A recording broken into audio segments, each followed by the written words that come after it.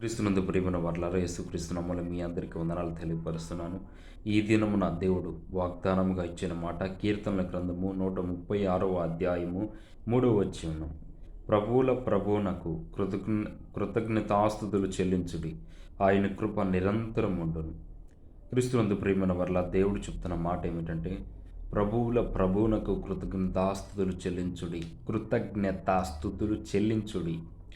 ఆయన అయితే మనకు మేలు చేసి ఉన్నాడో ఆ మేలుళ్ళు మనము ఆయన దేవుడు చేసి ఉన్నాడని గుర్తించి మనము దేవుని వైపు చూస్తూ థ్యాంక్ యూ దేవా, థ్యాంక్ యూ జీసస్ అని చెప్పాలని దేవుడు కోరుకుంటున్నాడు. దేవుడు కోరుకునేది అంతే. నన్ను ప్రేమించమంటే నేను ఇచ్చిన వాటిలో తృప్తిపడి నువ్వు నాకు కృతజ్ఞతాస్తుతులు థ్యాంక్స్ చెప్పు, నేను మరలా నీకు ఇస్తాను. ఆయన కృప నిరంతరం ఉండును. రెండవ మాట, ఆయన కృప ఎల్లప్పుడూ కూడా మనను చేయి విడివని కృప నిరంతరముగా తోడై ఉండి నడిపించే కృప దేవుడు ఈ దినమున వాగ్దానం ఇచ్చిన మాట. ప్రభువుల ప్రభువునకు కృతజ్ఞతాస్తుతులు చెల్లించుడి, ఆయన కృప నిరంతరం ఉండును. మనము ఒక రాజుగారు మనకి ఏదైనా సహాయం చేస్తే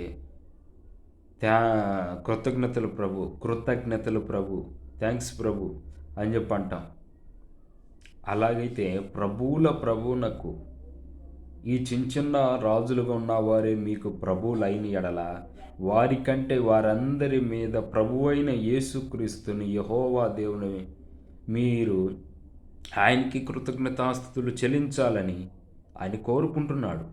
కాబట్టి ఆయనకి మనము కృతజ్ఞతాస్తుతులు చెల్లించాలి. ప్రతి దినమున దేవుడు వాగ్దానముగా ఇచ్చి ఉన్నాడు. మీరు ఈ వాగ్దానాలను చూసి విశ్వాసముతో బలపడి దేవునికి ఎప్పుడు కూడా సన్నిహితముగా దగ్గరగా జీవించుటకు ఈ వాగ్దానములు ప్రతిరోజు వస్తున్నవి.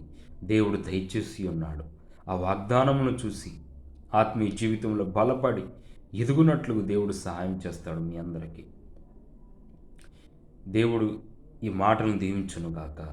మీరందరూ కూడా ఈ యూట్యూబ్ ఛానల్ సబ్స్క్రైబ్ చేయండి, 10 మందికి షేర్ చేయండి.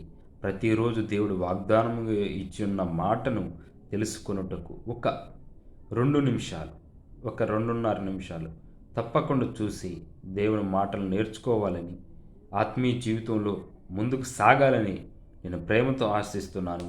మీరు దేవునికి ఉపయోగకరంగా ఉండాలని ప్రార్థిస్తూ ఈ వీడియో ఇంతటితో ముగిస్తున్నాను. దేవుడు మేము దీవించునుగాక. ఆమేన్.